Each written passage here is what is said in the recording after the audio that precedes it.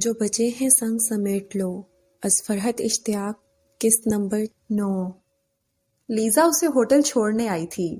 Hotel تک آنے کا راستہ اس نے خاموشی سے گزارا تھا۔ اس نے اپنے چہرے کو اتنا سنجیدہ اور سخت بنا رکھا تھا کہ لیزا جیسی باتونی لڑکی بھی اس سے پھر کوئی بات کرنے کی ہمت نہیں کر پائی تھی۔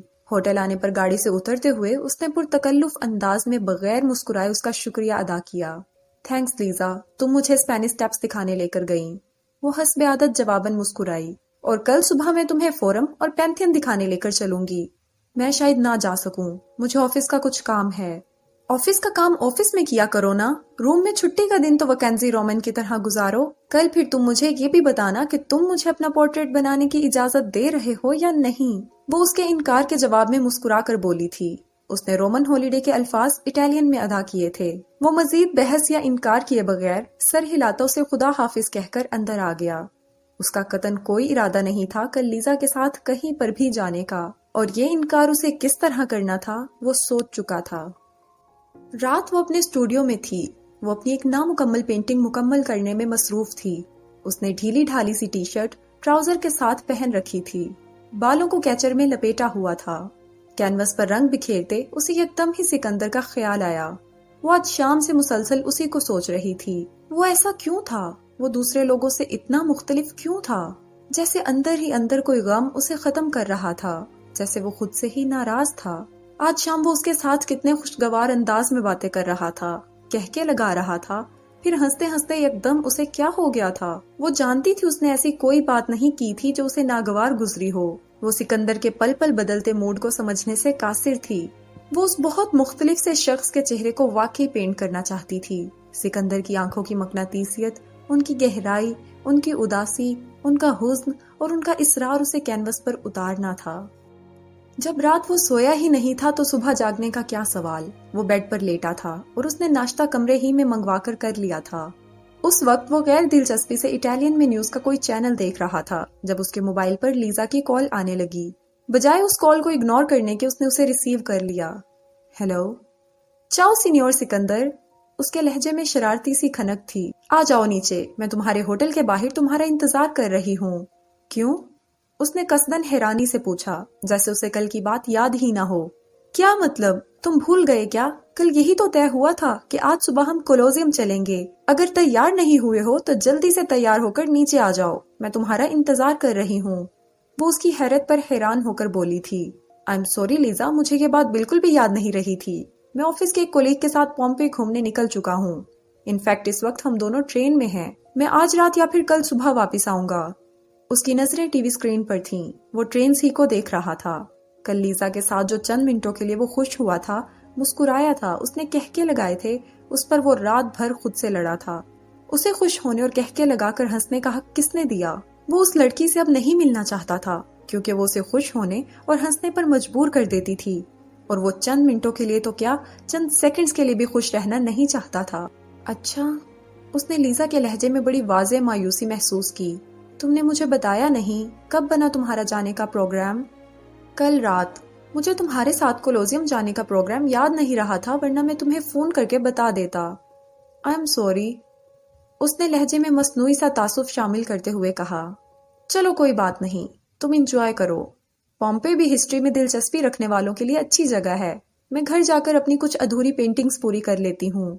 کولوزیم کا پروگرام پھر کسی دن رکھ لیں گے۔ اس بار وہ خوش دلی سے بولی تھی۔ سکندر نے سکون کا سانس لیا اور بیڈ سے اٹھ کر باتھ روم کا رخ کیا۔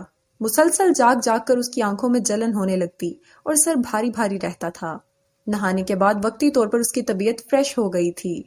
ابھی وہ بالوں میں برش کر ہی رہا تھا کہ اس کے پاس ہوٹل کے ریسیپشن سے کال آئی کہ اس سے ملنے کوئی صاحب ہوٹل کی لابی میں آئے بیٹھے ہیں۔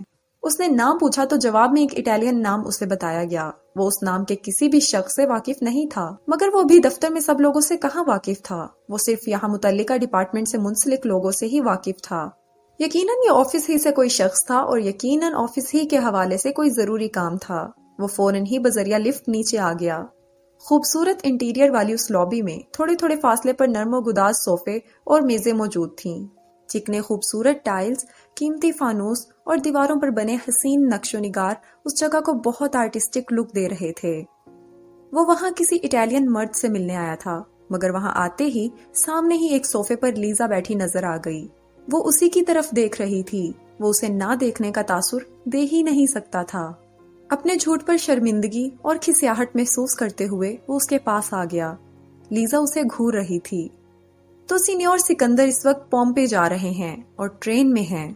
آئی ایم سوری لیزا، میں نے تم سے جھوٹ بولا۔ بات کھل چکی تھی تو اب مزید جھوٹ نہیں بولا جا سکتا تھا۔ وہ اس کے سامنے والے صوفے پر بیٹھ گیا تھا۔ تمہاری بات سننے کے بعد میں یہاں سے جانے ہی لگی تھی کہ اچانک مجھے یاد آ گیا کہ آج تو روم سے باہر اٹلی کے دیگر تمام شہروں میں جانے والی نارمل ٹرینز کی ہڑتال ہے۔ لیزا اسے گھور کر دیکھتے ہوئے طنزیہ انداز میں بولی۔ اس نے بے ساختہ اپنے سر پر ہاتھ مارا۔ زبان نہ آنے کا نقصان۔ حالانکہ وہ صبح سے جاگا ایک نیوز چینل ہی دیکھ رہا تھا اور اس پر اس نے ٹرینز اور روم کے ریلوے اسٹیشنز کی فوٹیجز دیکھی تھی۔ اگر زبان آتی ہوتی تو کم از کم وہ ٹرین کا لفظ تو ہرگز نہ بولتا۔ سمجھ تو مجھے آ گیا تھا کہ تم میرے ساتھ کولوزیم نہیں جانا چاہتے، اس لیے جھوٹ بول رہے ہو، مگر میرا دل چاہا کہ میں جھوٹے کو اس کے جھوٹ کے کھل جانے کا تو بتا کر جاؤں۔ وہ حقیقتاً بہت شرمندہ تھا۔ اس سے تو کہیں بہتر ہوتا وہ اس کو صاف لفظوں میں جانے سے منع کر دیتا۔ تمہارے ساتھ جانے سے نہیں، بس میرا کہیں پر بھی جانے کا دل نہیں چاہ رہا تھا۔ وہ شرمندگی سے ہلکا سا مسکرا کر قدرے معذرت خواہانہ انداز میں بولا۔ تو تم مجھے سچ بھی بتا سکتے تھے۔ بہرحال مجھے سمجھ میں آ گیا ہے کہ تم میرے ساتھ کہیں پر بھی آنے جانے میں، بلکہ شاید میرے ساتھ دوستی کرنے میں بھی دلچسپی نہیں رکھتے ہو، تو اب میں تمہیں ڈسٹرب نہیں کروں گی۔ وہ یکدم ہی سنجیدگی سے بولتی ہوئی صوفے پر سے اٹھی۔ میں چلتی ہوں، بائے۔ وہ سنجیدہ انداز میں اسے خدا حافظ کہہ کر وہاں سے جانے لگی۔ لیزا، میں تمہارے ساتھ کولوزیم جانا چاہتا ہوں۔ وہ بے اختیار صوفے سے اٹھا تھا۔ لیزا نے مڑ کر اسے دیکھا۔ وہ ہنوز خاموش تھی۔ میں آج روم کو ایک رومن لڑکی کے ساتھ اس کی نظر سے دیکھنا چاہتا ہوں۔ وہ مسکرا کر لیزا ہی کا جملہ دہرا رہا تھا۔ جب تم کہیں پر بھی جانا نہیں چاہتے تو اپنے جھوٹ پر شرمندگی محسوس کرتے ہوئے زبردستی تمہیں کہیں جانے کی کوئی ضرورت نہیں ہے۔ وہ اب بھی سنجیدہ تھی۔ پلیز لیزا، میں تمہارے ساتھ کولوزیم جانا چاہتا ہوں۔ رومنز کتنے ظالم اور سفاک لوگ تھے، میں وہاں کا وزٹ کر کے اس کا مشاہدہ کرنا چاہتا ہوں۔ معذرت خواہانہ انداز میں بھی وہ جان بوجھ کر اسے چڑھانا نہیں بھولا تھا۔ وہ جس طرح اپنے ملک کی ہر چیز کے قصیدے پڑھتی تھی، جس طرح اپنے ملک کی ہر چیز پر باقاعدہ فخر کرتی تھی، وہ دیکھنا چاہتا تھا کہ اپنی سفاک تاریخ کا وہ کس طرح دفاع کرے گی۔ تھوڑے بہت نہیں، تم خاصے ٹھیک ٹھاک قسم کے بدتمیز آدمی ہو سکندر شہریار۔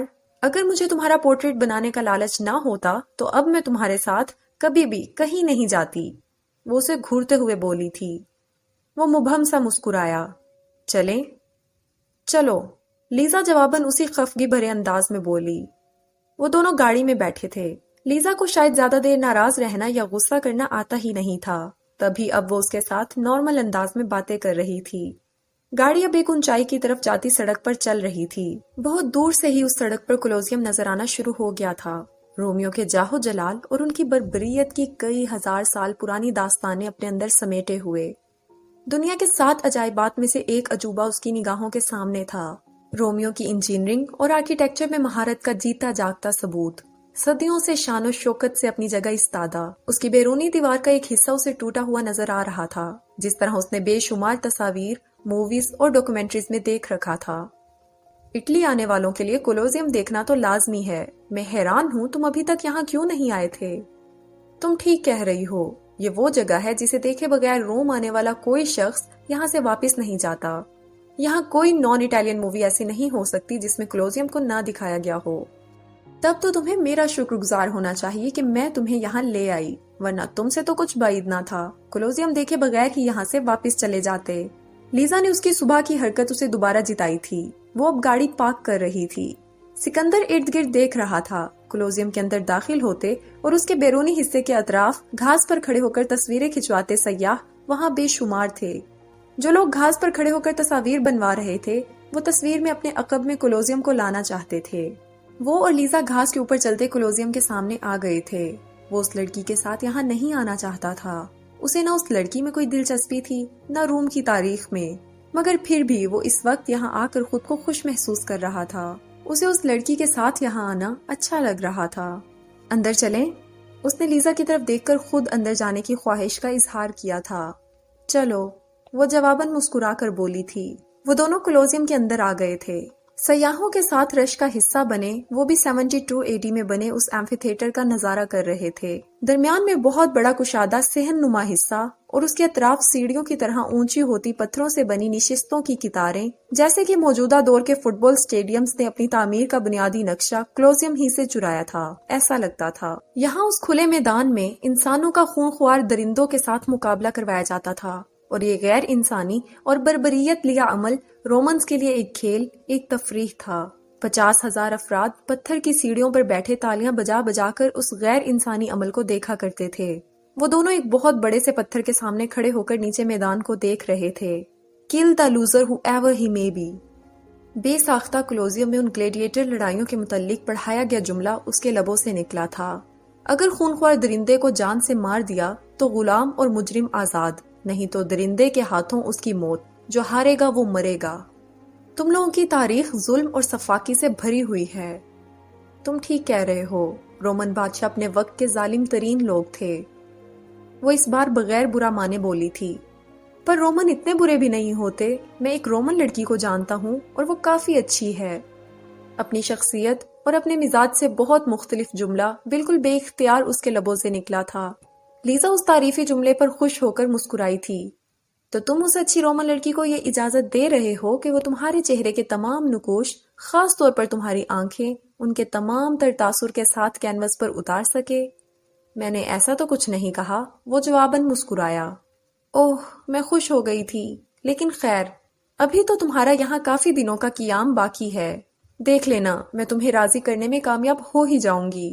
وہ دونوں اب وہاں اس قدیم آرکیٹیکچر کے بیچ آہستہ آہستہ چلتے اور گرد و پیش کو دیکھتے ہوئے باتیں کر رہے تھے۔ وہ لیزا کے پر یقین سے انداز پر مبہم سا مسکرایا تھا، کیونکہ وہ جانتا تھا ایسا کبھی بھی ہونے والا نہیں تھا۔ اس کے ساتھ کہیں چلے جانا، گھومنے پھرنے پر راضی ہو جانا الگ بات تھی، مگر اس سے ہٹ کر وہ کسی بات کے لیے کبھی بھی راضی نہیں ہو سکتا تھا۔ مزید ویڈیوز اور اپڈیٹس کے لیے چینل سبسکرائب کرنا نہ بھولیں اور بیل آئیکن کو بھی ہٹ کریں۔